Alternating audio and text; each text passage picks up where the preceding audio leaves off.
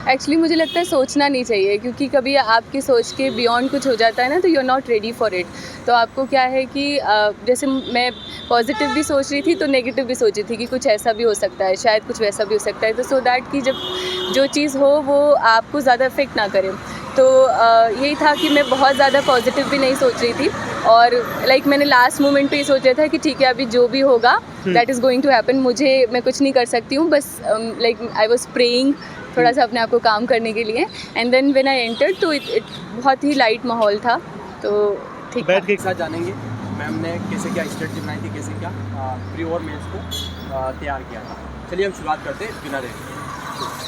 Hi everyone, welcome to Studency. जैसा कि आप सब जानते हैं यूपीएससी का इंटरव्यू कंटिन्यूस चल रहा है। जितने भी कैंडिडेट आ रहे हैं उसी कड़ी में मैं रिव्यूज़ कवर कर रहा हूँ। जो भी आपके कमेंट आ रहे हैं उसी को मैं पिक करके क्वेश्चन कर रहा हूँ। तो कोई अगर डाउट हो कमेंट कर देना। तो मैम, सबसे पहले आपका नाम, अटेम्प्ट, मीडियम, कहाँ से आती हैं और बैकग्राउंड क्या है आपका एजुकेशन?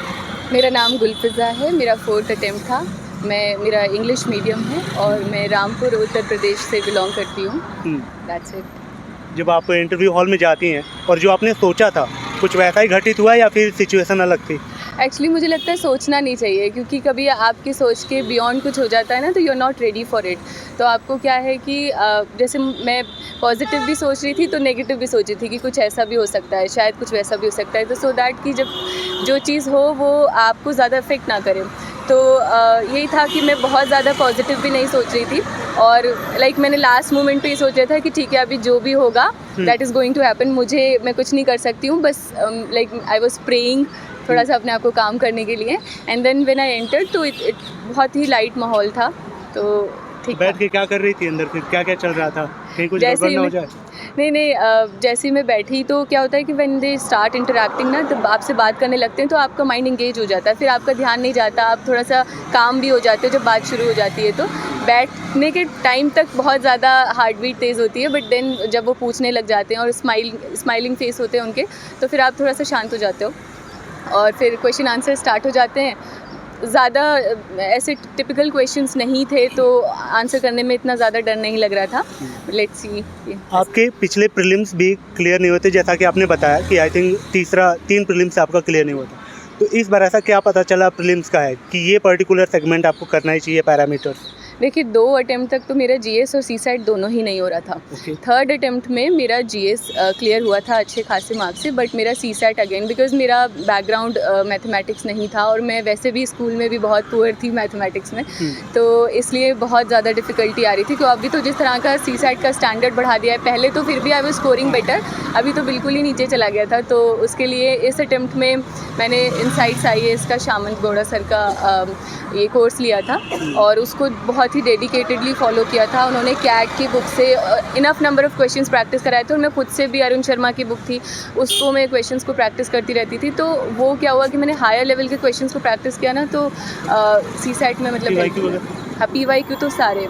कितना मस्ट है आपके लिए? बहुत 100%। मतलब जितने मैक्सिमम साल के आप कर सकते हो, बट जैसे 2013 से ही मैंने सारे किए थे। तो ओके, जो कोर सब्जेक्ट आपके हैं प्रीलिम्स के, उसको कैसे आप देखती हैं? देखिए, पॉलिटी इज़ वेरी इंपॉर्टेंट, और वहाँ से ना प्रिडिक्टेबल क्वेश्चंस आते हैं, ज़्यादा घुमा के इधर उधर के क्वेश्चन नहीं आते हैं। तो उसका करंट भी बहुत इंपॉर्टेंट है और उसका स्टैटिक भी बहुत इंपॉर्टेंट है, और वही आपको ना मार्क्स दिलाता है प्रीलिम्स में, क्योंकि क्वेश्चंस डुएबल होते हैं वहाँ से। इकोनॉमी के क्वेश्चंस भी डुएबल होते हैं, ज़्यादा टिपिकल नहीं आते। तो इन 2 सब्जेक्ट को तो आपको बहुत अच्छे से करना है। बाकी इन्वायरमेंट और ज्योग्राफी तो मिक्स टाइप का रहता है, तो that is also. Ma'am, mains में जो सब्जेक्ट रहते हैं सभी सब्जेक्ट को इक्वली टाइम देना चाहिए या फिर सब्जेक्ट इक्वली मतलब कैसे अप्रोच करना चाहिए? देखिए, optional is very very important. Then optional से तो क्या होता है, जीएस में आप सिमिलर से स्कोर कर लेते हो, ज़्यादातर मार्क्स में डिफरेंस नहीं होता, बट ऑप्शनल में बहुत डिफरेंस आ जाता है, तो इसलिए आपकी कमांड ऑप्शनल पे होनी चाहिए। देन सेकंड इज़ कि एथिक्स को बहुत अच्छे से करना चाहिए, वो स्कोरिंग होता है। और एसे इज़ ऑल्सो वेरी इंपॉर्टेंट, क्योंकि ये 3 सब्जेक्ट्स ऐसे हैं जिसमें आप मतलब मार्जिन ले सकते हो अच्छा खासा। रिसोर्स कह रहे हैं आपके ऐसे की? ऐसे का तो मैंने खुद से ही मतलब जो भी पीवाईक्यूज़ होते थे उनको मैं प्रैक्टिस करने की कोशिश करती थी, और बहुत सारे यूट्यूब पे वीडियोस अवेलेबल हैं जिसमें जैसे बहुत सारे टॉपर्स की स्ट्रैटेजीज़ हैं कि कैसे आपको ऐसे से लिखना चाहिए। फिर मैं क्योंकि पर्सनली इनसाइट्स आईएएस को फॉलो ज़्यादा करती थी, तो उनके चैनल पे एक प्रॉपर सीरीज़ है ऐसे को लेकर के, ऐसे पर्सपेक्टिव, उसको मैं फॉलो करती थी, तो उससे थोड़े से मुझे आइडियाज़ आते रहते थे, तो दैट इज़ इट। आपने ऑप्शनल का कैसे डिसाइड किया कि मुझे ये ऑप्शनल मेरे लिए बेस्ट रहेगा, या फिर किसी दोस्त जैसे बोलते हैं कि यार ये वाला बेस्ट है, इससे सिलेक्शन ज़्यादा हो रहे हैं? नहीं, I am not a person जो किसी की बात सुन करके डिसाइड करेगा। मतलब मेरा शुरू से ही था, फर्स्ट अटेम्प्ट से मैंने सोशियोलॉजी लिया था, अभी भी सोशियोलॉजी है। रीज़न इज़ कि मुझे पर्सनली इस सब्जेक्ट में इंटरेस्ट है। ये मेरे ग्रेजुएशन में सब्सिडरी भी था, मास्टर्स भी है मेरा सोशियोलॉजी में, तो आई वाज मोर कंफर्टेबल इस सब्जेक्ट में, और मुझे था कि हाँ मतलब आई डू इट। बाकी किसी को चूज़ करना तो क्या क्या फैक्टर देखना चाहिए ऑप्शनल के लिए? अब बहुत सारी ना टेक्निकल जो सब्जेक्ट्स होते हैं उनमें थोड़ा इश्यूज़ आते हैं लोगों को। अगर आप बहुत ज़्यादा अच्छे नहीं हैं या मतलब उसमें स्कोरिंग मार्क्स कम आते हैं, जैसे ज्योग्राफी एक सब्जेक्ट है जिसमें कम आते हैं, तो वो मतलब आप सोच सकते हो कि आप दूसरा ले लो, वो ज़्यादा बेटर रहेगा, क्योंकि रिस्क नहीं लेना वहाँ पे। लास्ट क्वेश्चन, इंटरव्यू में किन किन बातों का विशेष रूप से ध्यान रखने की आवश्यकता है कि ये गलतियाँ ना करें आप इंटरव्यू में? फर्स्ट इज़ कि आपकी स्माइल इज़ वेरी इंपॉर्टेंट। मतलब आप जब जाओ, एंटर करो गेट से ही, तो मतलब मुझे मॉक्स में भी बहुत बोला जा रहा था, और वैसे भी like because I have that thing कि मैं स्माइल करती हूँ, तो इट वाज बीइंग अप्रिशिएटेड। आपको स्माइल करके ही जाना है, तो एक वेलकमिंग इफेक्ट आता है, उन लोगों के लिए भी अच्छा एक इम्पैक्ट क्रिएट होता है कि ये पर्सन मतलब हंसमुख है, अच्छा है। देन अगर आपको कोई क्वेश्चन नहीं आ रहा है तो सिंपली से कि no, it is very perfectly fine. आपको नहीं पता, आप ह्यूमन हो, मशीन नहीं हो कि हर टाइम आपके दिमाग में एक आंसर होगा, तो जैसे बेसिक सा भी अगर आपको नहीं आ रहा है, ऑनेस्टली टेल देम, वो उसको अप्रिशिएट करेंगे कि ठीक है आप ब्लफ नहीं कर रहे हो, ऑनेस्टली बोल रहे हो, दैट्स इट। मैम नोट्स के ऊपर एक थोड़ा सा डाउट है, बहुत सारे कमेंट आ रहे हैं कि नोट्स मेकिंग में आपका स्टैंडर्ड बुक, एनसीईआरटी, साथ ही किसी कोचिंग के नोट्स और आपकी जो मैगजीन्स वगैरह होती है, इन सबको मिक्स करके नोट्स बनाना चाहिए? अगर बनाना भी है तो पहली रीडिंग में या फिर अंतिम रीडिंग? पहली रीडिंग में तो नहीं बनाने चाहिए, फिर आप बहुत सारे बना लोगे, वो that will not be helpful.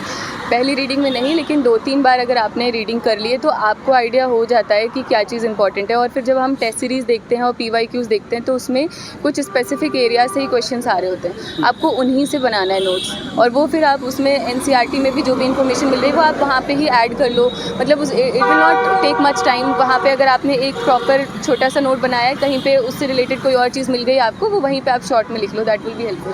मतलब इंटीग्रेट करके बनाना ज़्यादा बेहतर है, क्योंकि फिर आपके पास एक क्रिस्प नोट्स होंगे, आपको वही पढ़ने होंगे, अदर अलग अलग बुक्स को उठाने की ज़रूरत नहीं है। ओके मैम, कोई चीज़ को हम पढ़ने के बाद भी अगर भूल जाते हैं तो आप क्या तरीका अपनाते हैं?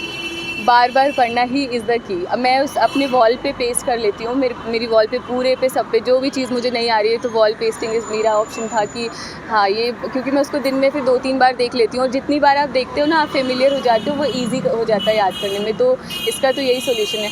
रादर उसके अलावा अगर आप वॉल पे बहुत ज़्यादा पेस्ट नहीं कर सकते, तो दिन 2-3 पेजेस में जितने भी आप छोटा छोटा उसको लिख सकते हो। स्पेशली वो चीज़ जो आप भूल रहे हो, उसको आप 2-3 बार दिन में पढ़ लो, या फिर एक डेली भी पढ़ लोगे, तो इट विल बी हेल्पफुल याद होता है। पढ़ने का आपका पर डे का कोई शेड्यूल रहता था, कोई प्लान रहता था? हाँ, प्लान तो रहता था, भले ही वो मैं फॉलो कर पाऊँ या नहीं, बट प्लान एक रफ आइडिया दिमाग में रहता था कि हाँ मुझे इतने बजे उठना है, इतने बजे ब्रेकफास्ट, और इसके बाद मुझे ये सब्जेक्ट 2 घंटा पढ़ना है, फिर ऐसे तो शाम तक का मतलब रहता था। अदरवाइज़ फिर क्या है कि आप ऐसे हवा में तीर मारते हो, आपको पता नहीं होता कि मुझे दिन में करना क्या है, तो वो प्रोडक्टिविटी नहीं आ पाती है। एक रफ आइडिया आपके माइंड में होना चाहिए, शेड्यूल होना चाहिए। ओके